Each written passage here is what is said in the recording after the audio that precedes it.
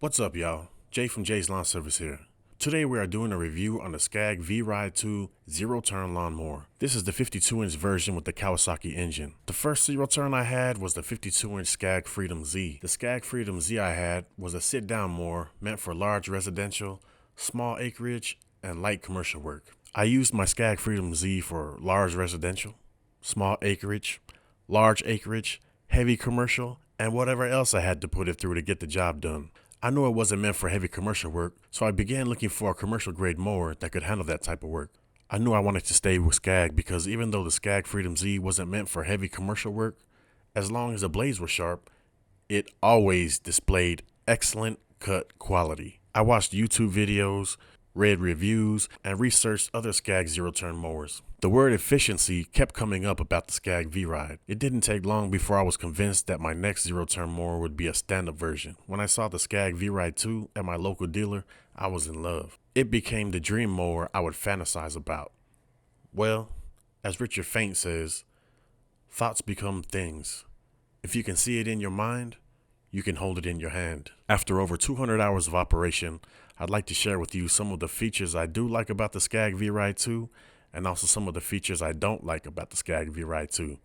So here we go. Efficiency. With the Scag V-Ride 2, I like being able to drive one-handed. This is useful when I drive around commercial properties with one hand and hold my bucket and trash grabber with the other. I can easily hop on and off to pick up trash or move obstacles that may be in the way of mowing. Standing up and driving the Scag with one hand allows me to be able to drive and operate the blower at the same time. This is a huge time saver when it comes to caring for those large properties. Safety. If the mower gets away from you for any reason, you can just hop off and let it go. The kill switch is in the foot platform, so as soon as you hop off, the blades disengage and the engine shuts off. Fatigue. It may not seem like it, but you experience far less fatigue on a stand-up mower than you do on a sit-down. There have been many times when I've mowed a few acres on a sit-down, and after a few hours, I feel like my spine has been through hell. Definitely not the case with the stand-up. Strength. The 23.5 horsepower Kawasaki engine can cut tall, wet grass without bogging down. It has the strength and dependability I need. The floating deck keeps from scalping on uneven surfaces. I love the no flat front tires. I spend a lot of time, money, and stress on the front tires of my Freedom Z. These no flat tires help me avoid all of that. If no flat tires for the rear weren't so expensive, I'd have no flats on the rear too. I think they run about $600 a piece for each tire. Until I can afford it, slime will have to do. It's worked out fairly well so far. The Tiger Eye system lets me know what's wrong and why the mower is not working.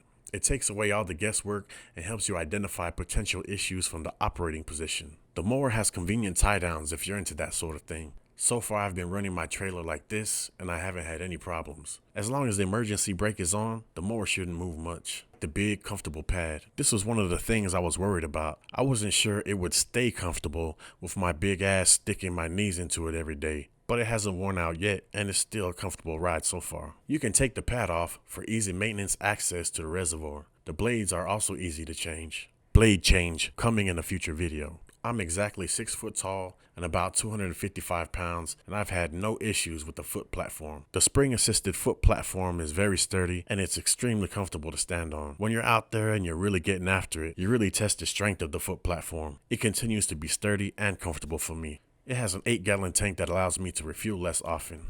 Easy battery access. The simple lever pin can be accessed from the operating position. I like having the mower in front of me so I can see if anything's going wrong with the engine. I can see if it's smoking, or I can see if it's on fire. Yes, I said if it's on fire. My sit-down Scag Freedom Z caught fire. I was mowing a few acres on a hot summer day when I felt even more heat coming from behind me. I turned around to see that the engine of my mower was on fire. I jumped off my mower and ran to my truck to get the 5-gallon thermos. By that time, almost everything rubber or plastic was melted and the engine was ruined. It's nice to have an engine in my direct line of sight in case anything crazy like that happens again. To me, the most important feature of any lawnmower is the cut quality. You can spend $10,000 to $15,000 on the most expensive, prettiest, fastest Lamborghini type mower with all the fancy luxury Rolls Royce types of bells and whistles on it. But if your cut quality sucks, it's still a piece of shit. A fast, fancy, expensive piece of shit. So the quality of the cut should be one of the most, if not the most important features, right?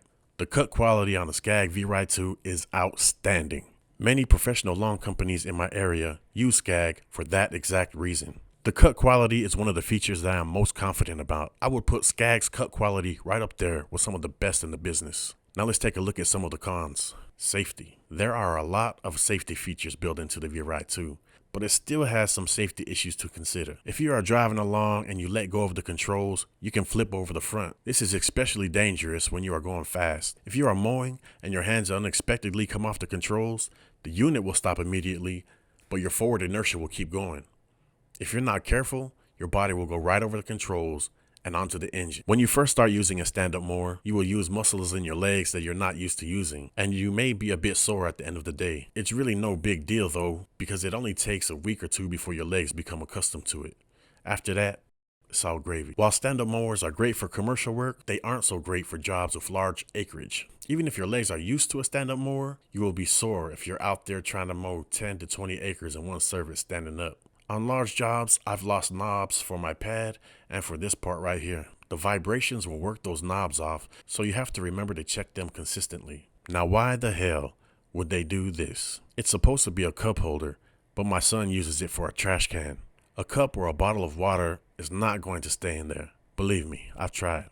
It's like having a cup holder on an ATV. It ain't going to work. This is a waste of space that could have been either a better designed cup holder or a better designed garbage can. While the Scag V-Ride 2 handled great going up and down hills, it didn't handle those hills so well going side to side or horizontally. I have a slope at a church that I mow, and every time I've tried to use the Scag horizontally on it, the mower has lost traction and slipped down to the bottom of the slope. So if I had to do it all over again, knowing what I know now, would I still purchase a Scag V-Ride 2? And would I still purchase a stand-up mower? The answer is, hell yeah. I definitely would. I love this mower, and I'm thankful that I didn't have to go through the experience of buying something I didn't like just to learn that I didn't like it. The Scag V-Ride 2 is a beast of a mower that has handled everything I've thrown at it, except the slope. Stand up versus sit down, I think I've been converted. It will be strictly stand up mowing for me going forward. One of my goals is to get the 32-inch Scag V-Ride 2 so I can fit through my clients' back gates and transition out of push mowing completely. But that's a whole nother video. I hope this information has provided some value to you in some way, shape, or form. Please smash that like button, consider subscribing, and have a great day. Peace.